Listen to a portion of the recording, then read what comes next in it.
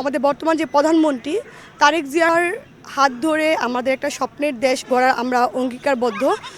আমরা যারা ছাত্রদল করি বা আমরা যারা বিএনপি সাপোর্ট করি বা আমরা যারা বিএনপি করে আসছি জন্মলগ্ন থেকে বা আমাদের ছোট থেকে আমরা যারা বিএনপি থেকেই ফ্যামিলিতে বড় হয়েছি, তাদের সারা জীবনের একটা স্বপ্ন থাকে যে বিএনপিতে আমার একটা পদ বা পদবি হোক, আমার একটা পরিচয় হোক।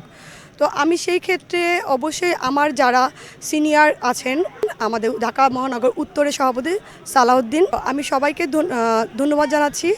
আর বিএনপিতে সাথে যে কমিটিতে আমি যে পদটা পেয়েছি, পদটা পাওয়ার পর আমি অত্যন্ত খুশি এবং আল্লাহর কাছে কৃতজ্ঞ এবং সকলের কাছে কৃতজ্ঞ যারা আমাকে এই পদটা পেতে এবং পদটা পাওয়ার জন্য যারা আমার পাশে ছিলেন। আমরা অনেক আন্দোলন সংগ্রামের মধ্যে দিয়ে বিগত বছরে গিয়েছে। আমাদের যে ফ্যাসিস্ট যে সরকার ছিল বিগত বছরে, এই সময়টার মধ্যে যত 15-17 বছর ধরে আমাদের অনেক ভাই বোন সর্বোচ্চ নির্যাতিত যেই দলটা সেটা হলো ছাত্রদল। যারা গুম খুন ও নির্যাতনের শিকার হয়েছে সেটা হলো ছাত্রদল।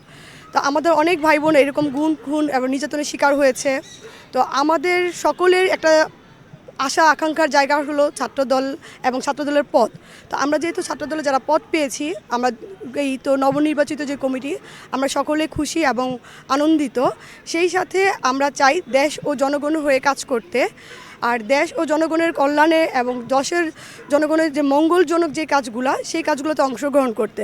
বিগত সময়ে এই ছাত্রদলটা সবাই দেখেছে যে আন্দোলন সংগ্রাম সবসময় এগিয়ে থাকে এবং যে কোনো ভালো কাজে, যে কোনো ধরনের যে কোনো ভালোইতেই অংশগ্রহণ করে ছাত্রদল। সো আমি বলবো যারা এখন ছাত্রদলে আছে তাদেরকে আমি বলবো যে আমরা যেন আমরা নিজেদের যে কাজটা দায়িত্বটা ঠিকঠাক করে পালন করি, ইনশাল্লাহ আমরা একটা ভালো কিছু করতে পারবো।